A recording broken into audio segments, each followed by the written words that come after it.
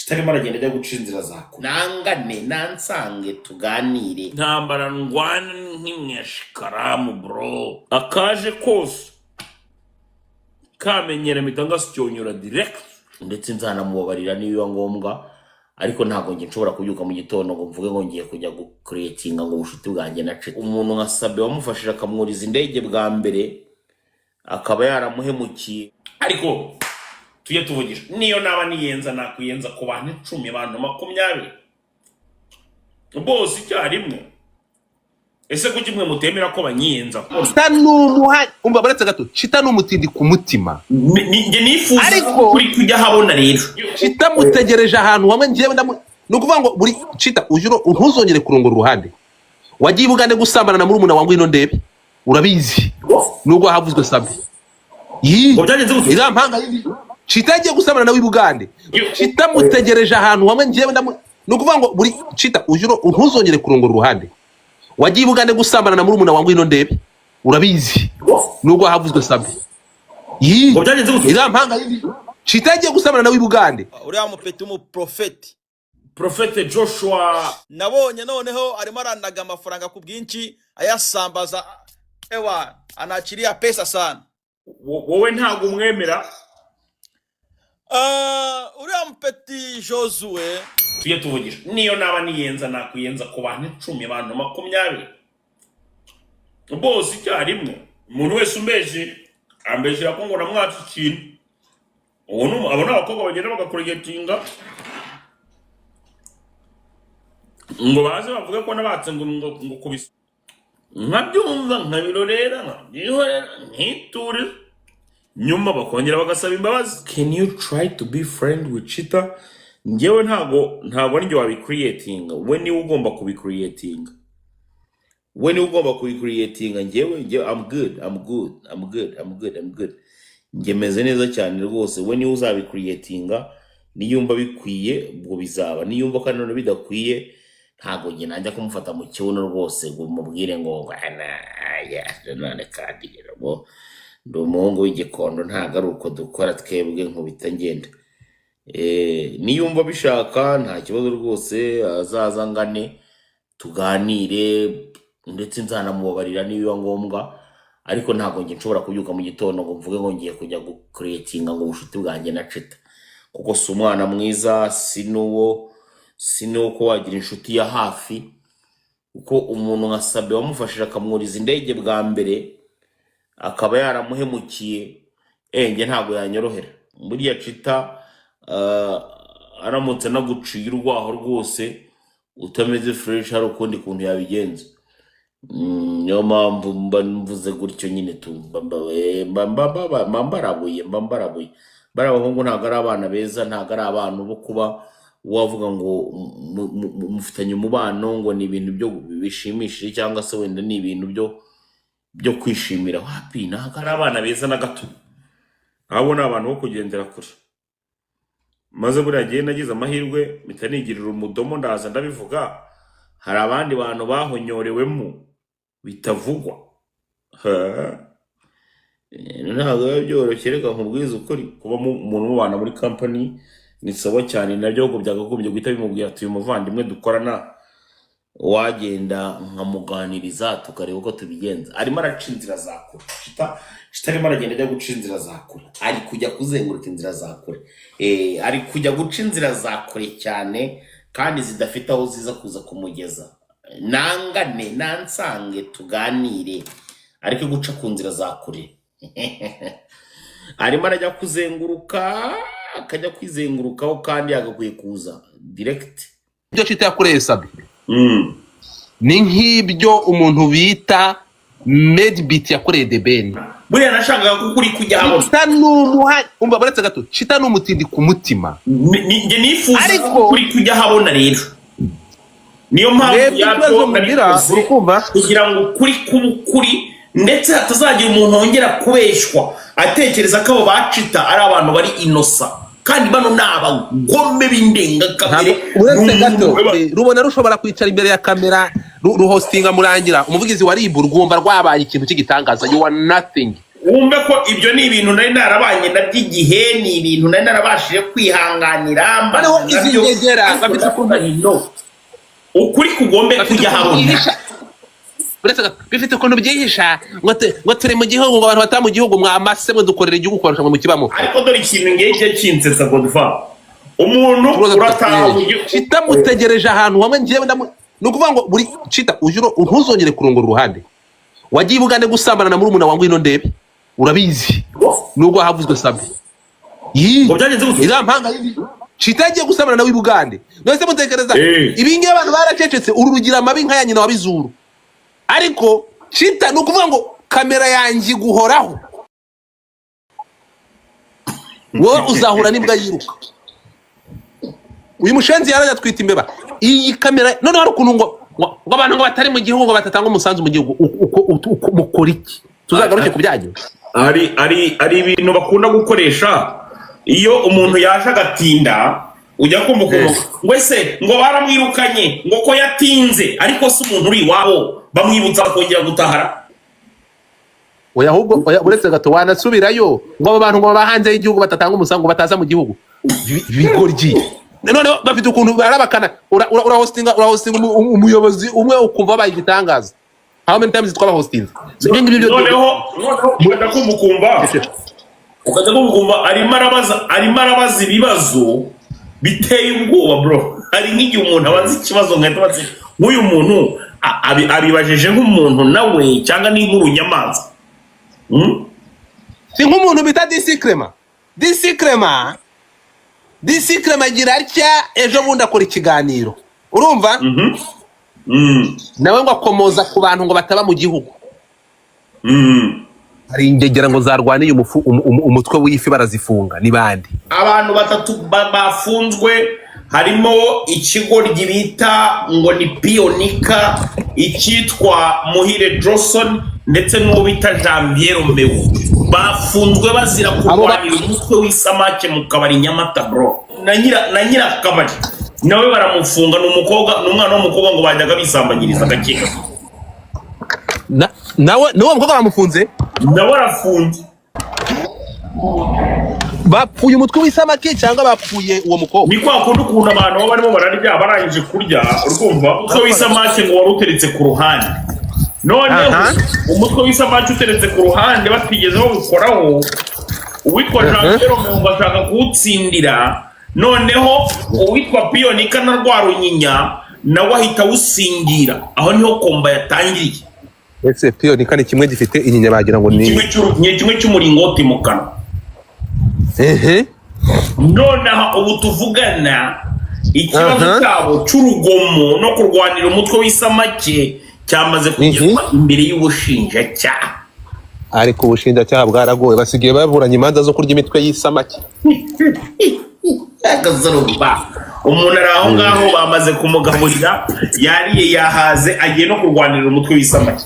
Niba warabashije gusubizanya n'ikigoryi nka Cita n'abandi bose wabasubiza. Yagiye kuba impunzi muri Kenya biranga, asaba aravuga ati garuka mu gihugu. Aravuga ati ubugarutse Cita yagiye kuba impunzi muri Kenya.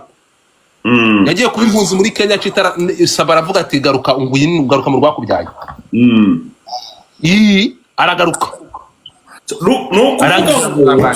Umubwire ngo dufa ibyo uretse gato ibyo Cita yakoreye Sabe ni nk'ibyo umuntu bita Medbeat yakoreye The Ben. Medbeat ngo byagenze gute? Medbeat The Ben yamuhamagaye muri Tanzania muhuza na Coach Gael arangije ntuzahita mugambanira. Thank you Lisa my love. Arangije aramugambanira muca inyuma ahita azana Bruce Melody The Ben bajugunya Kasi ya Buroro iruhande. Iyo nkuru twazize igihe kirekire ntabwo ndibwongere kuyigaruka, ntubizi se. Ariko noneho Kamaze Beach bageze i Kigali 155 barangije na Bruce Melody nabagambanira nde Medbeat bajugunya ingegera mu mahanga. Ubu yagiye kuba impunzi mu Bwongereza. Ntabwo uramanuka ngo ugende mu Rwagihanga. Ndi hafi nugerayo usuhuze Joshua uriya mupeti w'umuprofeti Joshua le voyant. ariko noneho numvisha arimo aravuga ibintu kuri Kisekedi ngo bafungure batange amaviza mu Rwanda. Uriya mupeti nawe bamwita Prophete Joshua Le Voyant. Le Voyant. Ako nabonye noneho arimo aranaga amafaranga ku bwinshi ayasambaza. Ewa anachilia pesa sana. Wowe ntabwo umwemera? Uriya mupeti Joshua Joshua Le Voyant, uriya mupeti twarakuranye twiganye no ku kigo kimwe, ariko rero mu wa mupeti Le Voyant ukuntu yaje gukuramwo n'ukuntu yaje kugira systeme mikorere, ewana njosi kujwa kabisa byagenze gute. Buretse gato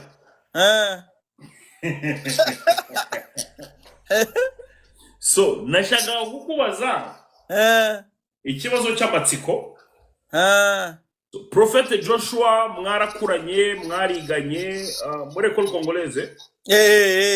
Ara munsi y'igikoni. Wowe nka David Sanganano ntabwo umwemera?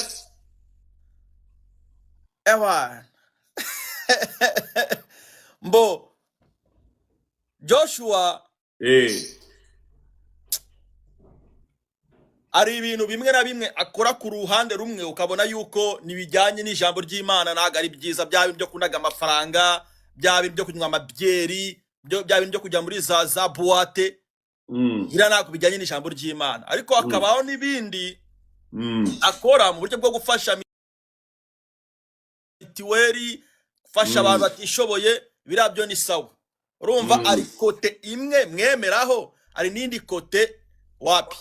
None ese muri no mu ijambo ry'Imana cyangwa se wenda muri mu buryo buri spiritual hari abantu mugira imbaraga zigiye zitandukanye ku buryo uvuga ati imbaraga za runaka ndaziruta cyane. Imbaraga za Prophete Joshua n'imbaraga zawe mu buryo buri spiritual ubona ari izihe zifite ireme?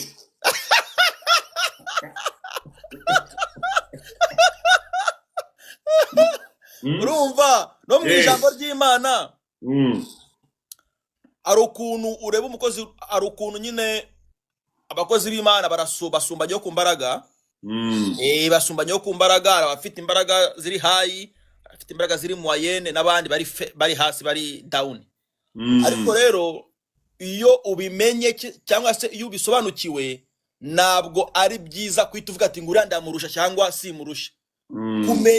Kumenya yuko urusha umuntu cyangwa se kurusha biremewe, ariko kubivuga yuko umurusha ntabwo ari byiza. Wowe wari wazura umuntu? Ntabwo nari nazura umuntu, ariko tunugukomeza nyine gusenga Imana ikazakwambika izo mbaraga. Ariko Prophete Joshua narumvise ngo nawe ngakora miracles ziteye ubwoba.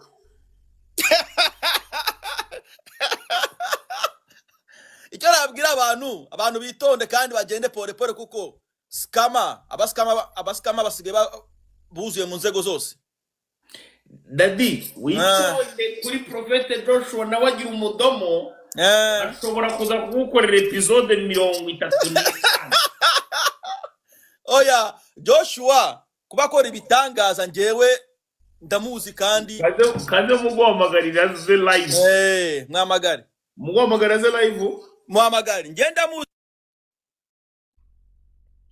biganye ahantu hamwe. Kandi uriya mupeti akiri umupeti koko afite imyaka 15 14 yakoraga mirako z'ukuri kabisa. Zaje kugenda se mirako za kweri, afite imyaka 15 14 ewana kuri Ecole Serwaze sengeraga abantu bagakira. Urumva yabwirizaga abantu bakarira bakihana. Urumva wowe mu bitangaza waba warakoze ni nk'ibihe? Igitangaza kirusha ibindi byose kandi kiza nakoze ni umutima mwiza tu. Iyo ufite umutima mwiza ugahora n'umuntu ushonje ukamugaburira, umuntu ugusabye isabune ukamugura isabune, umuntu udafite ka mitiweri ukakamuhereza, njye mbona ibyo bitangaza bya danje. Odida gusuhuza, ariko nkeneye gift yawe, ndayikeneye nini cyane ngo mbone gusuhuza neza cyane. Prophete Joshua su nteraye mu so wowe mu itorero ryanyu cyangwa se wenda no mu myemerere yawe wemera ko agacupa nta kibazo? Agacupa mbo agacupa ari abantu bagafata ariko ntibasinde. Hari umuntu ufata ka kandi gatoya ariko nasinde, ari na wa wundi ufata ariko agasinda. Byo bibi rero, byo kunywa agacupa ukarenza urugero nibyo bibi, kuko no kurya ibiryo bisanzwe ukarenza urugero nabyo ni bibi. No kunywa icupa nabyo karenza urugero nabyo ni bibi. Ariko ngewe kunywa cyane sinywa cyane, no kunywa gake sinywa gake. Nago njya nywa ku nzoga ngewe. Ariko ku kijyanye n'abagore, ko wagira ngo abakozi b'Imana mwabaswe n'ubusambanyi, icyo cyose cyo Imana iragitolera? Oya. Ubusambanyi abakozi b'Imana ntago byemewe, mu ijambo ry'Imana ntago byemewe. Ni ugushaka umugore umwe mu kubaka, umugore w'isezerano kabisa. Ariko nyine uramutse ubonye n'akabali perdi ubwo nabwo yipushije ntacyo urayihitana. Mbo iriya bal perdi iyo uyiguyeho ugasanga muri nk'ahantu arababikora, arabajyana nabo, ariko nabyo nago niyo umwana w'umuntu atakubonye ariko Imana iba yakubonye. Ce n'est pas bon. Ariko no kuvuga ngo akabali perdi nawe nk'umukozi w'Imana usanzwe unakora n'ibitangaza, iyo ukabonye uravuga uti kama mbaya Mungu atahurumia ukagatatura. Oya, hapana. Oya. Ese izo mbaraga mukoresha iyo murimo muraganiriza Imana yanyu, kuko ngewe nkeka ko Imana mukorera atari yo nge nkorera, ubwo Imana nge nemera ndetse Imana nubaha ni Imana itemera abanywi b'inzoga, ni Imana itemera icyaha cyari cyo cyose gihuye n'ubusambanyi cyangwa se igisa nacyo. Ariko umva nimba mushobora gutambuka ngo ukabona kipfushije ngo ukavuga uti yapfuye ntawe utayiryaho, iyo ntabwo ariyo Mana nkorera. Uri bumva? Iyo ntabwo ariyo Mana nkorera. Rero nagiraga ngo nkwibarize, iyo Mana ibatiza izo mbaraga zo guhanura, Imana ibatiza imbaraga zo kuzura, ndetse Imana ibatiza imbaraga zo kuvuma, ese ntinabatiza n'izo kwica buriya? Oya, kwica ntabwo byemewe. Buriya n'ijambo ry'Imana riradusaba guhesha umugisha abatwifuriza ibibi, guhesha umugisha abanzi bacu. Biriya byo kwica oya, hapana. Ese buriya kugira ngo muhanurire umuntu mu muco nkangahe? Guhanura ntabwo ari amafaranga, guhanura ni ubuntu, kuko impano uba wayihawe ku buntu n'Imana, nawe ugomba kwitanga ku buntu. Rero iyo uhuye n'umukozi w'Imana wishyuza amafaranga, usaba amafaranga, uwo ngo uzamuhunge, ntabwo ari umukozi w'Imana, ni uwa Satani. Noze mwe mutungwa n'iki? Dutunzwe n'akazi, dukora akazi gasanzwe k'amaboko, nanone ukanakora n'umurimo w'Imana, byose ukabifatanya. Kuko narumvise ngo cyane abapasiteri babazayirwa ngo hari ukuntu umupasiteri areka kujya gukora akajya yirirwa mu rugo yambaye udutisi n'amashenete, niko mu kazi ya Bwana, ngo niko mu kazi ya Bwana. Abakristo wenda baba baje nko kubasura mu rugo, agahita aza no muri salo n'akabibiriya, akaganira akabibiriya kari hariya n'utuntu ducongo aba yaraguze muri Rose cyangwa se mu bantu mu mafarumasi. Ngo ari amafarumasi batuzamo n'inkweto uzizi, ngo cyangwa se wenda ngo inkweto yaba yaraguze mu mafarumasi, kakicara hariya n'uturya katuregeje. Urumva ibyo bintu si bibaho? Urumva nyine abantu benshi baba bashaka kwentimida, ariko kuwa simple tu, ambara ibisanzwe, uvugisha abantu bose, uce bugufi ni Imana ijya izamura kandi ni Imana igihesha umugisha.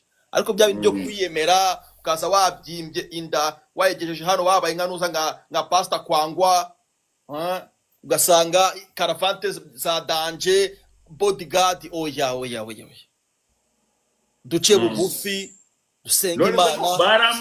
barambwiye ngo nawe ufite urusengero ngwi Burundi, ariko ugenda ngo wambaye agapantaro kakwegereye gato cyane n'agakote ugenda wikweza gake ngo minatoka mu Amerike papa nano ugenda gutya gake n'ijosi wariraritse. Oya uzi umuntu ukora ibintu by'amafikeri nk'ibyo abatarameneka. Ariko ufite urusengero Pastor cyane. ufite urusengero i Burundi? Mu Burundi ya. Rwakira abantu bangahe? Rwakira abantu barenze 300. Kandi mu bantu barimo kutwumva muri live batuye mu Burundi cyangwa mu Rwanda, n'usura mu Burundi ariya mu Cibitoke, ku mupaka Cibitoke ni Kamenge, kwibarabara rya 7 naho urusengero ruri.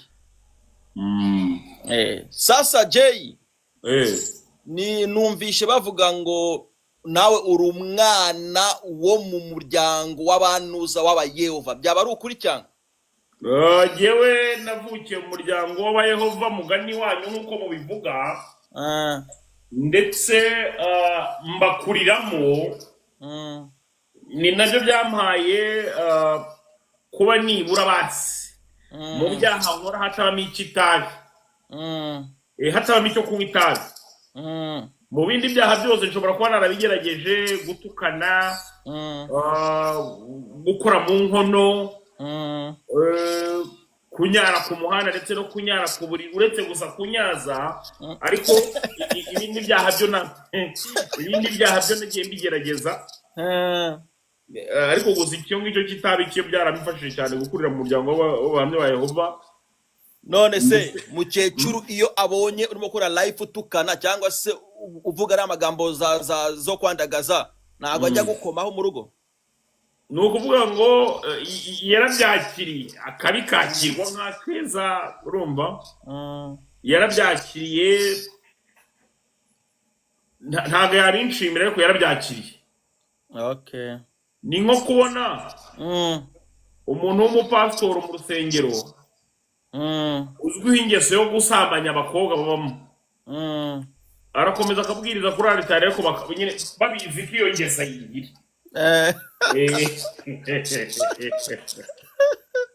Sasa Jay, wa mipango, numvishe ngo wagiye ahantu bita Mongolia. Sasa njewe ndakuzi mu Gatenga twigana dukira kwa Karirosi, urumva nije waje kujya kwiga ahantu kuri rya shuri hamwe naba Arine bo kwa Maneno, rya shuri ryo kubaga ry'umuga. Nge nkibaza igihe waba waragiriye Mongolia ni ryari bikanyobera, cyangwa wahagiye nyijoro mu munuza mu Lungo mu Gataro. Urumva igihe twari twaraburanye ni kinini cyane. Ni nk'ukuntu nanjye naje gutungurwa Pastor no kumva ko wabaye pasiteri. Byarantunguye cyane, nk'umwe mu bantu twakiranye umupira n'ibiki byose, ndetse nzi umwe mu bafutuboreri bake cyane bakoreshaga imiti ni wowe nari nzi.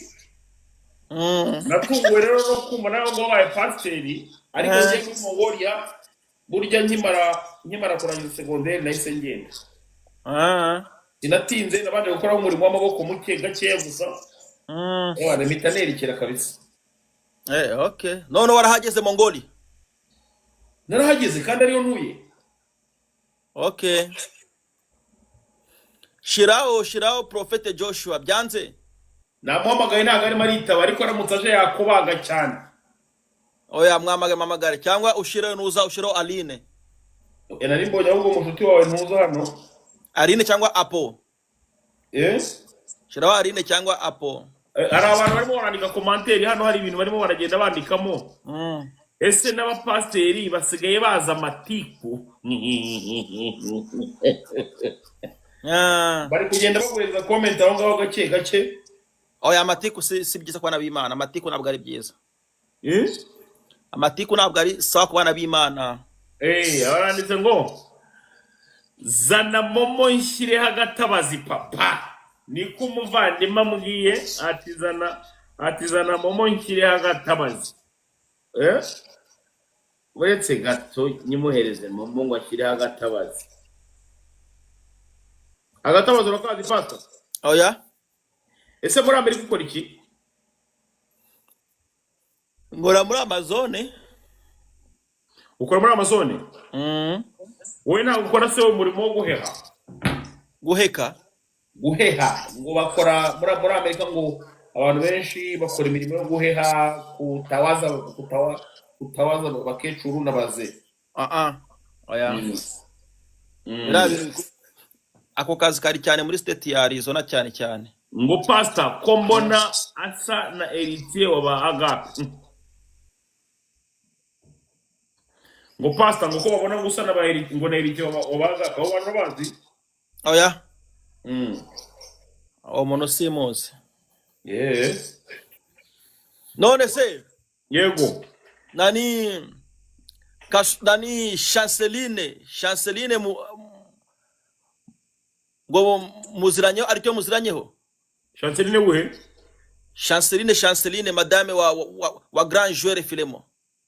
Ngo niwe n'ubundi namumenye ari kumwihakana Agape.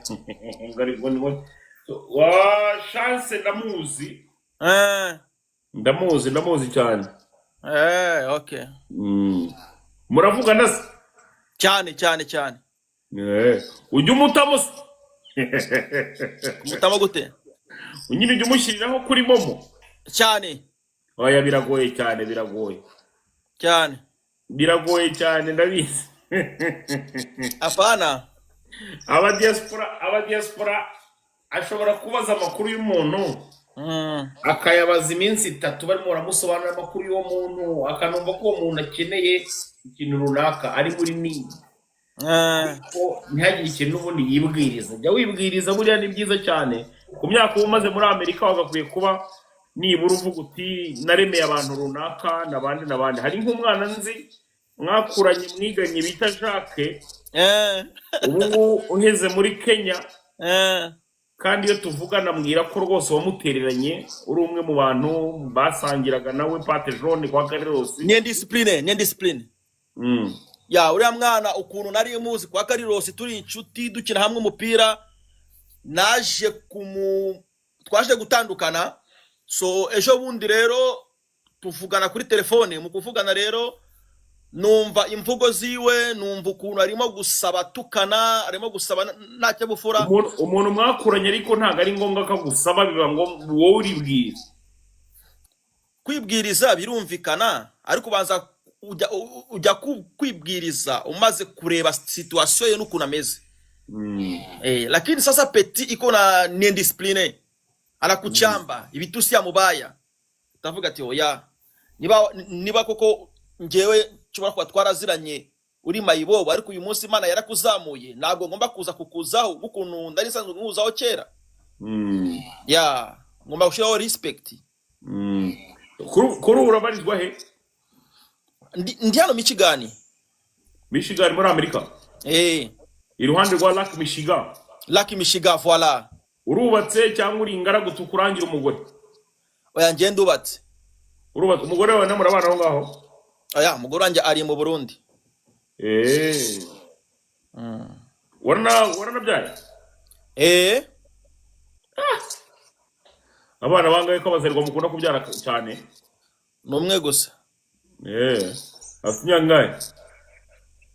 Ni imyaka 2. None barajya amafaranga y'urusengero? Josue byanze. Wabashingiye business y'urusengero? Kuri Instagram ndibona umugabo bita Kidega coach GMV. Muzane. Kidega Daddy ngaragushaka, turi kuri TikTok live. Uramuzi Kidega? Kidega ndamuzi. Twari tunaturanye ari mu Gatenga dukina kwa live. Waramwemeraga se muri football? Cyane yarazi baro, yari na kapitene wa Unity DSM division. yarazi umupira. akazi byo gucenga ntabwo yari azi baro nyine bya nyabyo. Yarazi umupira, yari umukinnyi mwiza cyane. Aratangaza iki se Gitega? Ese wowe waje kubireka gute? Wowe waje kubireka gute? Igihe kigeze ibintu birahinduka rafiki yangu.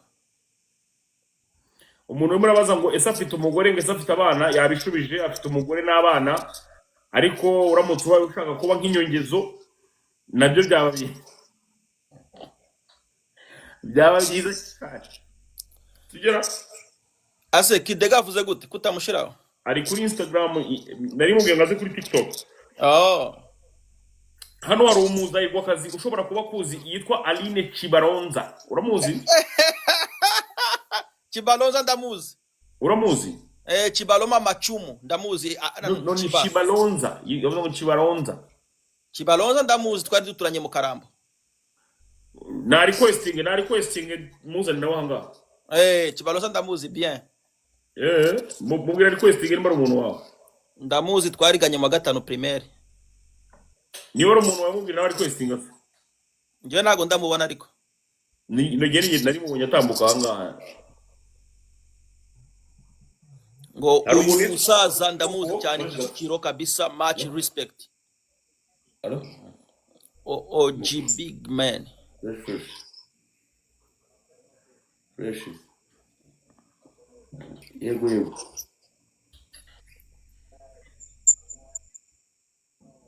Wewe tuko tuli kuri live. Sawa. Na requesting Chibalonza nawe azangamo mugana gake agira ibintu akwibariza cyangwa akakubaza. Chibalonza ndamuzi pe. Ndamuzi, afite umugabo w'umupasiteri. Ariko umuzerwa wese akazi kananiye ahita umupastor, sibyo? Turi igihugu cyaturanijwe n'Imana J. Kidega ngo yaje, baravuga ngo Kidega yaje. Ariko J Squeezer baravuze ngo Kidega coach yaje. Kidega requesting kuza kuri live. Kidega naduha amafaranga umukinyi we nuza arimo aratera imbere byatari. Uwe mukinyi? Afite umwana w'umukinyi wakinye muri APR. Yaguzwe muri Tunisia. Abanzamo se ko ari wishwe n'itani. Ako se bamwitane kandi uriya mupeti? Bamwita Aniseti. Voilà. Aniseti. Agatabi gakaze karagize karamurenze. None se Aniseti nawe anywa itabi? Irikaza ariko. Cyangwa uwe n'umugabo umuntu uza w'ingona. Oya, Aniseti anywa itabi irikaze n'iryanywa itabi nyine rimwe bagira barya. None se ko cyawe nabwo aramubuza? Kidega menye nawe yaramurekuye. Ahubwo ari umpeti bitanuza Kamotera. Merutse kumva umubwira ngo ajya sumba wanga cyane, we bimeze gute? Kamotera Rutanga? Warusanzwe umuzi? Rutanga warusanzwe umuzi? Ndamuzi Rutanga ndamuzi. Oya, warusanzwe umuzi atajya muri APR? Cyane. Yakinaga he? Yakinaga mu Academy, yakinaga i Remera. Nari muzi cyane. Twari tuziranye byatari Rutanga. Ndamuzi Rutanga. Ese wowe gutabonye equipe byaje aragenze gute kandi ari umwataka mwiza? Oya, ngewe nabuze umuti. Kandi ari umuntu wakoreshaga imiti cyane. Ngewe nabuze umuti kuko araho byageze bansaba umuti, rero ndavuga ati ndo umwana uwo mu batambyi no kujya mu miti nabangiye kuvanga amashu n'ibishimbo mbambivuyemo. Ariko nageze hano rero bambwira ati ufite umupira mwiza wakina ukagaragara, ariko muri iyi nivo bisaba yuko uba wambaye akantu. Rero ngewe ibyo nibyo nanze kwambara. Umupfumu wawe terinde? Umupfumu wawe yarinde? Ntabwo ndari mfite umupfumu yanjye yari Imana n'imyitozo gusa. Ni bande se uzi mwakoranaga ibyo bintu bya gipfumu? Bakinye muri shampiyona y'u Rwanda. Abantu uzi neza tuyungu yakoraga kuri dawa. Oya, barahaye ariko ntabwo ari ngombwa ko ubivugira hano. Nyine sa nk'umbwira wenda bakiye. Oya, batagikina. nabo nzi Mm. nabo nzi kabisa. None se So, kugira ngo urekane n'ibintu byo gukoresha wenda imiti, ndetse wenda kugira ngo urekane n'ibintu byo kujya mu bapfumu, byagutwaye izihe imbaraga? oya, ntabwo nigeze nkorosha umuti, ntabwo nigeze njya mu bapfumu, sinabivuze Kandi waragiye, kandi uvuze ko wagiyeyo bakakubwira ngo urabanza wambara akantu.